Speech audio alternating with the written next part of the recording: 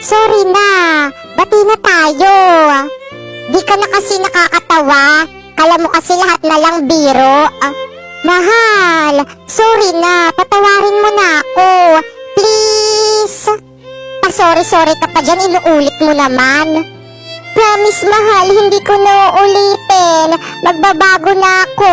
Huwag ka lang maghalit. O siya, sige. Okay na. Ano ba naman yan? Ba't ngayon lang? La, hindi na ako galit. Ba't ka nagagalit? Kanina pa kasi ako nagsasorry, diba? Tapos ngayon mo lang ako papatawarin. Sorry na, mahal. Ewan ko sa'yo. Bahala ka sa buhay mo. Ayoko na. Hindi ka naman talaga makakapag-aral dito sa may school ko dahil mahirap ka lang. Hindi man ako kasing yaman nyo. Ipagdarasal ko na sana makapag-aral din ako dahil pangarap ko yan eh. Pwes, hanggang pangarap mo na lang yan dahil hindi yan matutupad. Kung sa public na hindi ka makapag-aral, dito pa kaya sa private school? Wala naman pong masamang mangarap eh. Sus, manahimik ka nga dyan. Lumayas ka na nga dito sa may school namin. Hindi ka bagay dito. Chupe. Pero, hindi ka lalayas. Mga guard, kalad ka rin yung ang palabas ng school namin tong pulubi na to. So guys, may nag-comment, sabi niya, kapag wala daw bang agency is hindi daw sahod. So again guys, kailangan ng agency kung gusto mo sumahod sa Bigo. Kasi sila yung mag-help sa'yo para makakota ka doon and sila rin yung mag-help sa'yo para makash out mo yung mga sasahurin mo sa Bigo. By the way guys, ito nga pala yung mga sinahod ko dyan sa may Bigo. O diba, ang dami, puro dollars yan. Partida, 2 months pa lang ako dyan. So ang ginagawa ko lang dito is nag-live lang ako ng 1 oras sa isang araw tapos ganyan na yung mga sinasahod ko. Kaya again, kung gusto mo sumahod ng 10k to 50k a month, i-follow mo na tong instruction ko. First, pumunta ka sa bio ko. Tapos pindutin mo yung link. Tapos pagka-pindot mo, dyan ka mag-download ng Bigo Live para ma-account sa agency namin. At pagkatapos mo ma-download, gumawa ka na ng account. At syempre, pagkatapos mo gumawa, i-follow mo ko dito.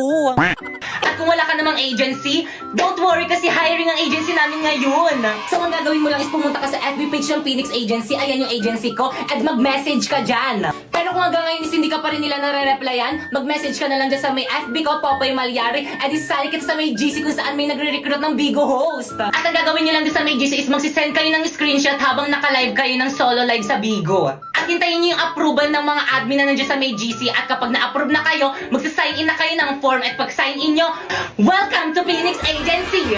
So by the way guys, nag-live pala ako din sa may Bigo guys every 9pm. Ayan yung Bigo ID ko, Popoy Malyari 08. At kung may mga katanungan pa kayo about this sa may Bigo guys, i-watch nyo lang yung live ko dyan and sasagutin ko yan lahat. Bye! Aray!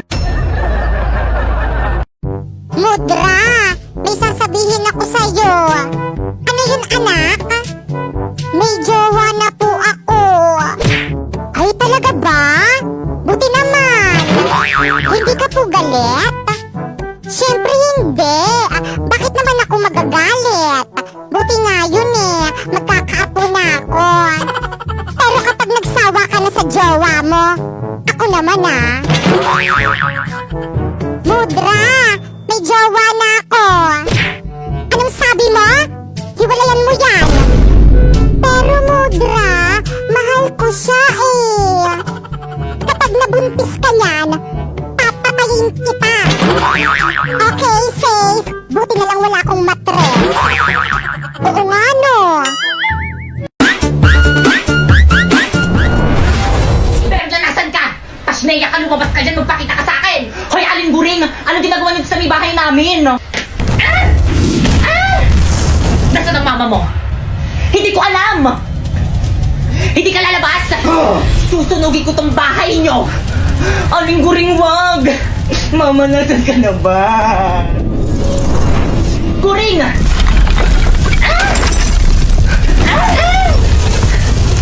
Kapal ng mukha mo, anong petsa na hindi ka pa rin nagbabayad ang utang mo sa akin? Sinabing magbabayad ako, ba't hindi ka makapaghintad? Ano? Wala, lumilindol pa na yung cover and hold! Ah! Mama, tama na! Aling gulo umalis ka kasi nagugulo ka lang naman eh! Pibay!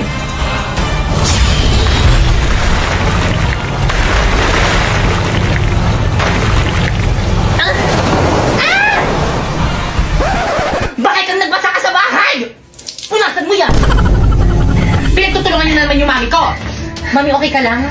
Ayos lang ako, nak. Tandaan niyo to! Ipapabarangay namin kayo! Ipapabarangay rin namin kayo! Akala niyo hindi namin alam na lagi niyo kami pinagchichismisan dyan sa may labas! Mami, paano nila nalaman? May mga spy ata sa mga kumari mo! Ang lakas kaya ng boses ng nanay mo, rinig na rinig dyan sa may bintana namin! Mami, Escosecto!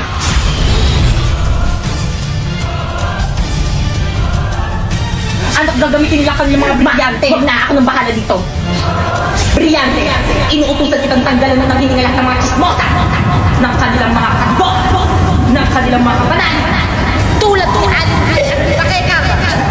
Nang hindi na matuloy ang masama nilang tangka sa aming pamilya!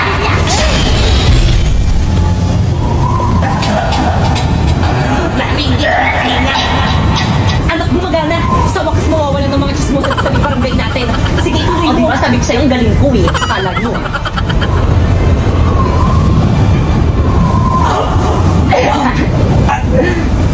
Ha?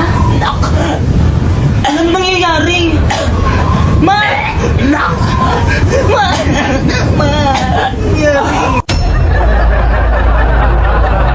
Bakekang, binilan kita ng bago mong uniform sa school.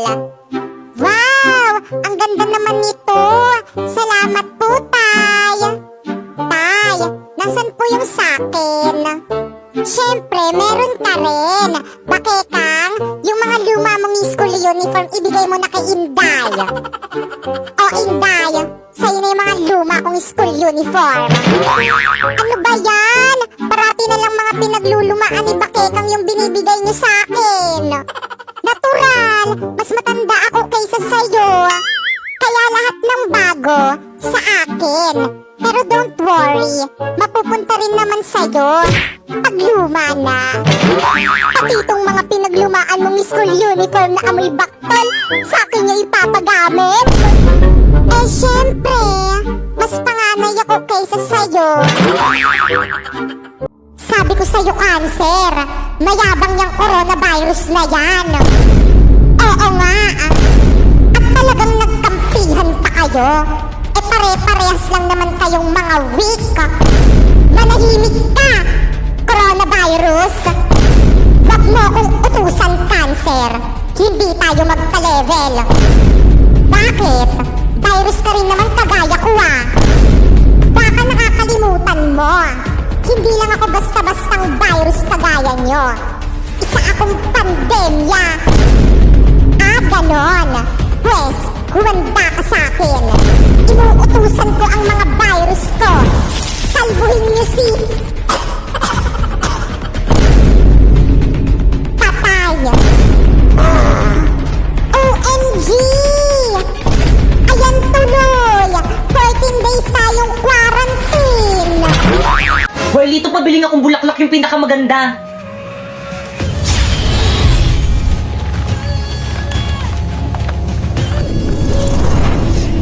Perfect! Oh, 1,000. Pre, ang mahal naman, 500 na lang. Akin yung 1,000! Ay! Oh. Abisala Eshma! Pre, nandiyan na yung shota. Grabe, ang ganda ng shota mo, pre. Bagay na bagay kayo, par. Ganda. Lang sa lupa, maghihintay na lang ng muling pagdating. Hala na po, thank! Bakit ka mo Happy Valentine's Day? Napoy, ba't hindi ako yung binigyan mo ng bulaklak? Pipay, sorry pero friends lang ang turing ko sa'yo. Aray! Eh bakit binaramdam mo sa akin mahalaga ako sa'yo? Sorry.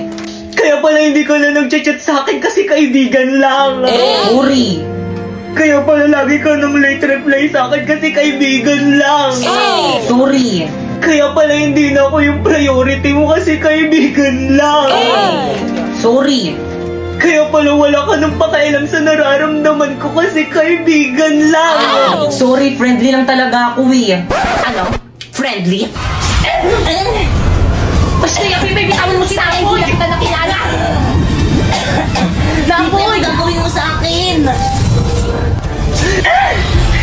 Pipe, ano ginawa mo kay Napoy? Pipe!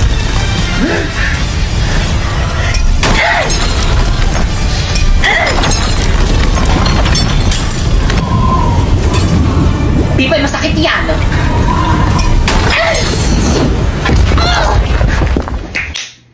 pool. Hoy, Pipay! Nang-away ka na naman! Ay, sorry po, ma'am. Akin na kaya ang brilyante mo o kumpisin ko? Pero, ma'am! Akin na! Brilyante! Isinusuko na kita kay ma'am ngayon din, ha?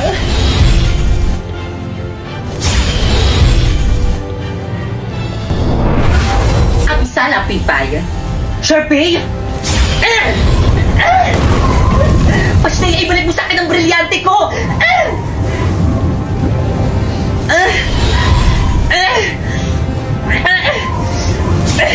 Sheda! Brilyante ng hangin, inuutusan kitang tanggalan mo ng hininga kung sino ang may hawak sa'yo!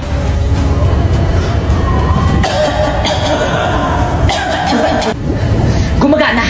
Sige, brilyante ng hangin, tanggalan mo ng hininga kung sino ang may hawak sa'yo! Brilyante ng hangin, isinusuko na ulit kita sa tunay mong tagapangalaga!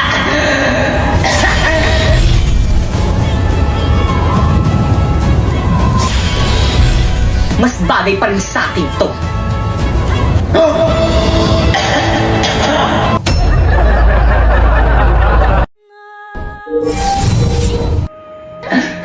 Pibay!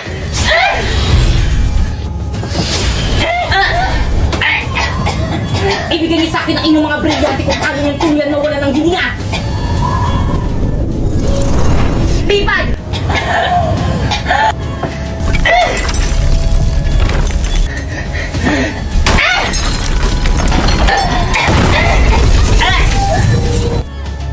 Okay, class, please break. Alam mo, sorry, ma'am. Well, ito sumama ka sa akin. Pipaysan mo ko na akin. Pipay, lagot ka kay ma'am, sinira mo yung kisame ng room.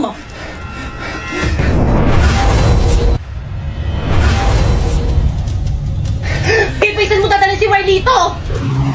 Pipay, ano ba, pakawalan mo ako.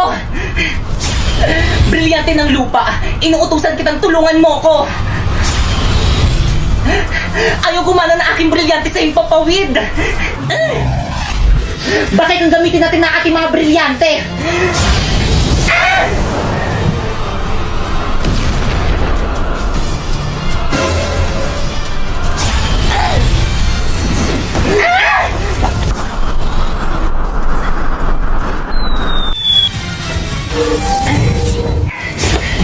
Pipaysan mo din na si Marlito. Wala na, pinaslang ko na. Pasneya ka, Bipay! Nagsasabi ako ng totoo kahit na itanong niyo pa sa alaga kong pasneya. Marlito! Agisa!